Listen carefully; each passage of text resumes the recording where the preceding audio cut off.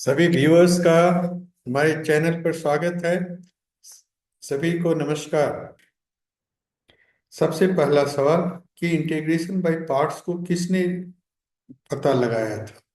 तो कहा जाता है कि 1715 में ब्रुक टेलर ने इस चीज को प्रपोज किया था। यूजुअली हम लोग देखते हैं कि इंटीग्रल उसी का होता है जिसका कि डिफरेंशियल फॉर्मूला होता है, लेकिन यहाँ पर यह एक एडिशनल टेक्निक है, इंटीग्रेशन बाय पार्ट्स। ये integration by parts, it changes the integration of the product of function into integrals for which solution can be easily computed. आप देखेंगे कि बहुत सारे प्रॉब्लम्स ऐसे आते जो कि सॉल्व आसानी से नहीं हो पाता, वहां हम लोग इंटीग्रेशन बाय पार्ट्स यूज करते हैं। सबसे पहला सवाल होता है कि इंटीग्रेशन बाय पार्ट्स है क्या चीज।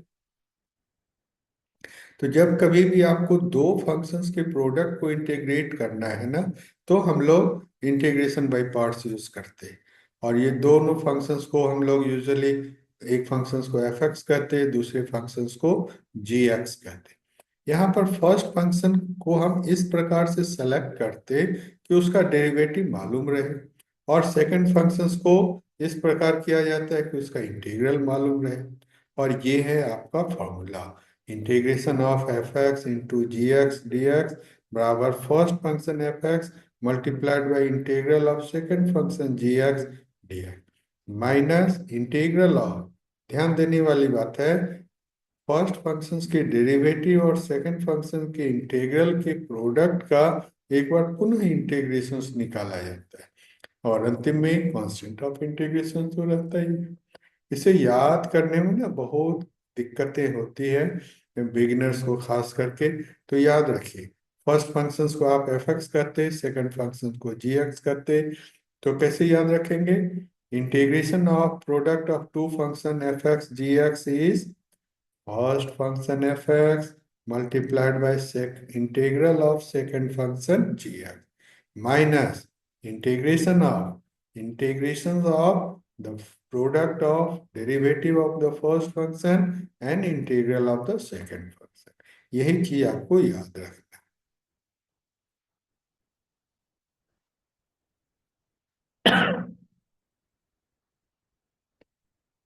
अब ना यहाँ पर सवाल है, बहुत इंपॉर्टेंट कंसेप्ट है कि जब हम एफ एक्स और जी एक्स दो फंक्शंस को यूज करते हैं तो किसे हम फर्स्ट फंक्शंस माने, किसे हम सेकंड फंक्शंस माने।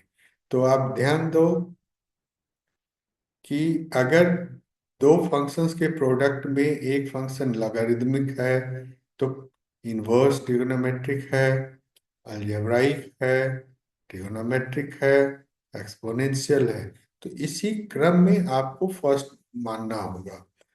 पहला अगर इन दोनों का प्रोडक्ट है तो लॉगरिदमिक को आपको फर्स्ट मानना होगा। इससे हम लोग LIATE भी कह सकते हैं। ये याद रखने के लिए हमने एक तरीका मतलब लेट, राइट। अब बात है कि आप इंटीग्रेशन बाय पार्ट्स को कब यूज करोगे। तो integration by parts is used when the simple process of integration is not possible। जब साधारण तरीका काम नहीं करे तो हम लोग इंटीग्रेशन बाय पार्ट्स यूज करते हैं।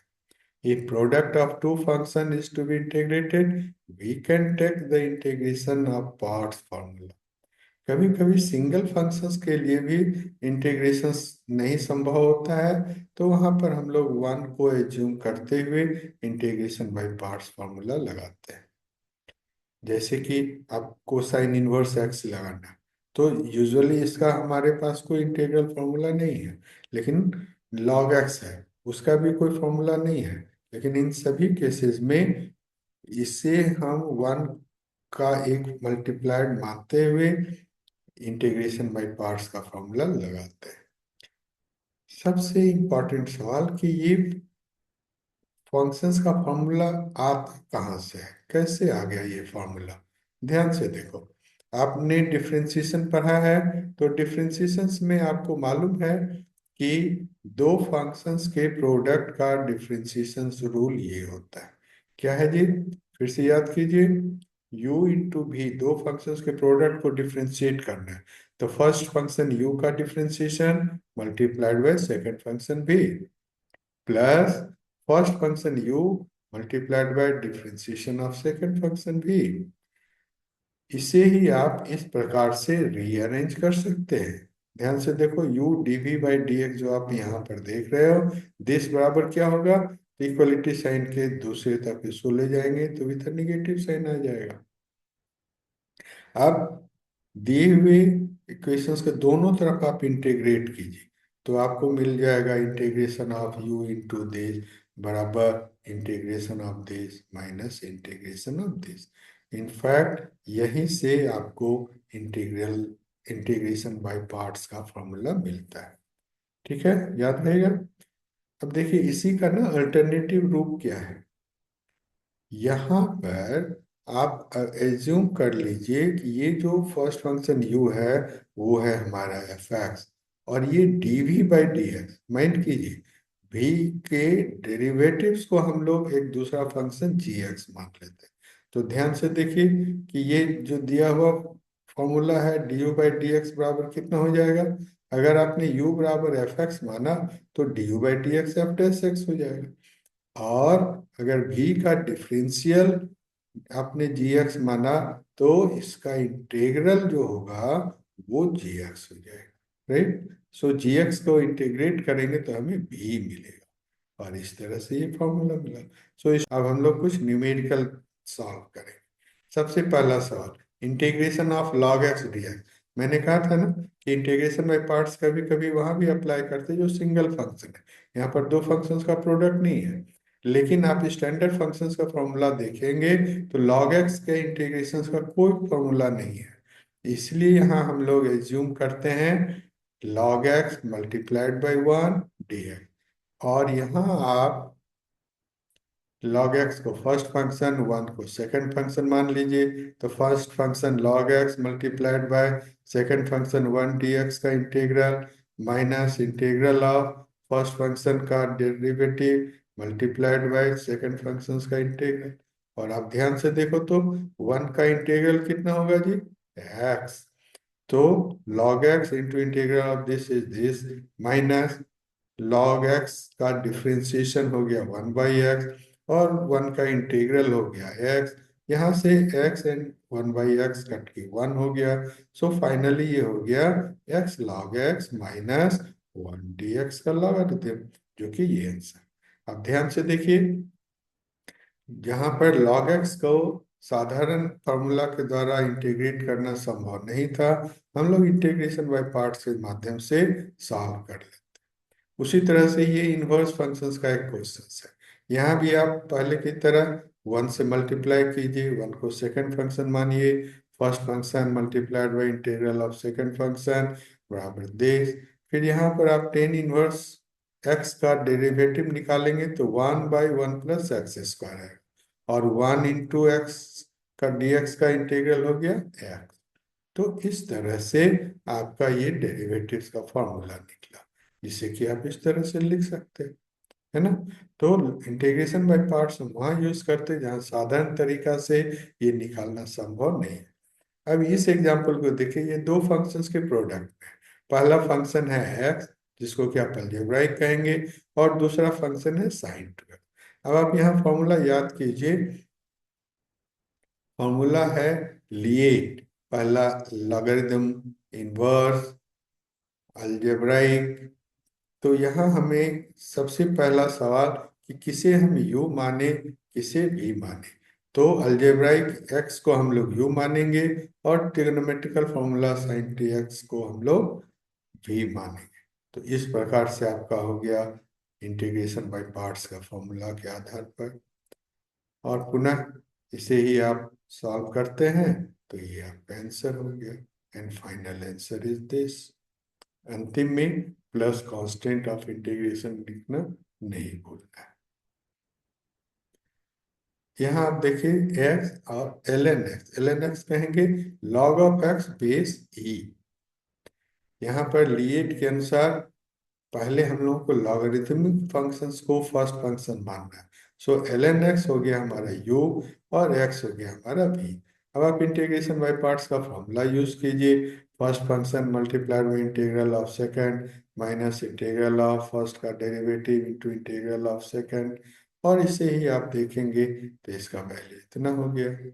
इसी को आप सॉल्व कीजिए, इतना होगा, और इस तरह से आपका आंसर मिल गया। अंतिम में प्लस सी लिखना भी नहीं भूलना। So this is your answer. यहाँ आप ध्यान से देखो, एक्स स्क्वायर ई एक्स, यहाँ पर फर्स्ट फंक्शन हम लोग एक्स स्क्वायर को लेंगे अलजेब्राइक, और ये एक्सपोनेंशियल है, इसको हम लोग सेकंड फंक्शन लेते हैं। आपको मालूम होना चाहिए कि ई एक्स का डिफ्रेंसिएशन भी ई एक्स होता है, और इसीलिए इसका इंटीग्रल भी ई एक्स होता है, इसलिए इसे हम लोग सेकंड फंक्शन मानते हैं। अब आप फॉर्मूला याद कीजिए इंटीग्रेशन बाय पार्ट्स का, उसी के अनुसार इसको पुट करना है। तो इस तरह से फर्स्ट टर्म तो क्लियर है, एक्स स्क्वायर ई एक्स। अब एक नया इंटीग्रल भी आपको निकालना है, एक्स इंटू ई एक्स। तो आप ध्यान से देखिए, ओरिजिनल क्वेश्चन में था एक्स स्क्वायर ए एक्स, एक स्टेप के बाद एक्स स्क्वायर रिड्यूस हो गया एक्स में और ई एक्स, मतलब अब पुनः आपको एक्स ई एक्स का इंटीग्रल निकालना। अब applying the formula again to evaluate this one, तो यहाँ पर भी आप इसको फर्स्ट फंक्शन मानिए, इसको सेकंड फंक्शन मानिए, तो देश माइनस देश बराबर देश इंटू देश। तो इस तरह से दिए हुए क्वेश्चंस का फाइनल आंसर हुआ इतना। तो आपने स्टूडेंट क्या देखा कि जब एक्स स्क्वायर है तो पहला स्टेप में रिड्यूस होके एक्स हुआ, फिर आप अगेन अप्लाई करेंगे तो ये एक्स वैनिश होता है। अब हम इंटीग्रेशन बाय पार्ट्स के एक नए कंसेप्ट के आधार पर न्यूमेरिकल बनाएंगे।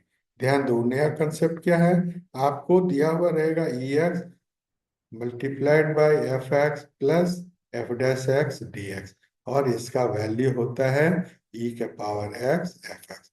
इसके आधार पर अब हम लोग न्यूमेरिकल बनाएंगे। आइए देखते हैं। यहाँ हम लोग यू को फर्स्ट फंक्शन मानेंगे, एक्स को सेकंड फंक्शन मानते हैं। तो इस तरह से ये निकला आपका फॉर्मूला।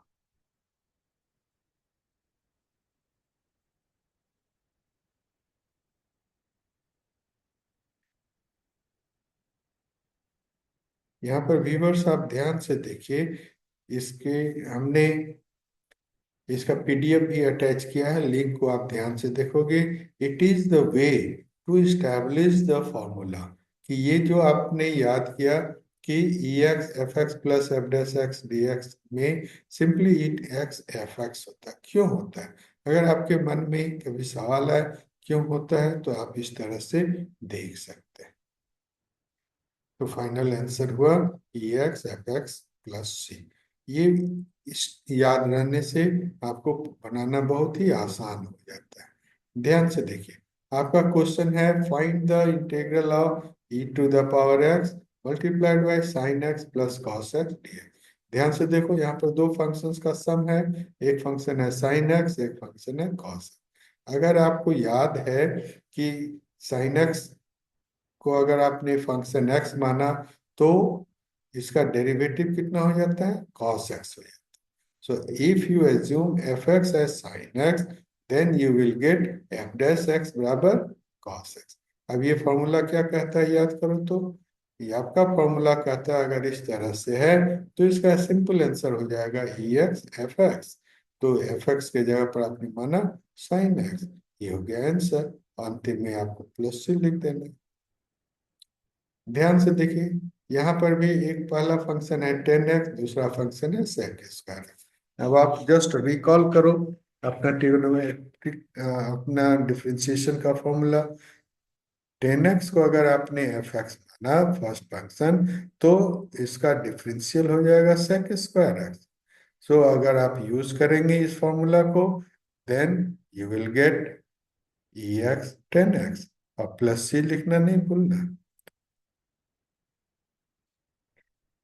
अंतिम में एक बहुत ही कंसेप्चुअल प्रॉब्लम, कहीं पर भी e to the power x दिखाई नहीं पड़ रहा है ना? लेकिन यहाँ हम लोग इस तरह से पुट करते हैं। मान लो कि x बराबर है e to the power z। जैसे ही आपने x बराबर e to the power z मान लिया तो dx बराबर कितना हो जाएगा, e z dz। अगर आपने x बराबर e to the power z माना तो लॉगरिथम के डेफिनेशन के अनुसार अगर आप दोनों तरफ log ले लेते हो तो log of x base e बराबर log of z into log of e base e, मतलब z।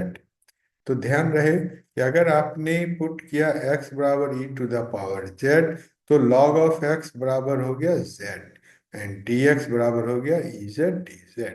तो इस तरह से दिया हुआ क्वेश्चन जो आपका है वो कैसा हो गया, इंटीग्रेशन ऑफ, ध्यान से देखो, 1/log x को अब आप लिख सकते हो 1/z, माइनस 1/log x का स्क्वायर को आप लिख सकते हो 1/z z का स्क्वायर, एंड dx के जगह पर यहां से आपका हो गया ez dz।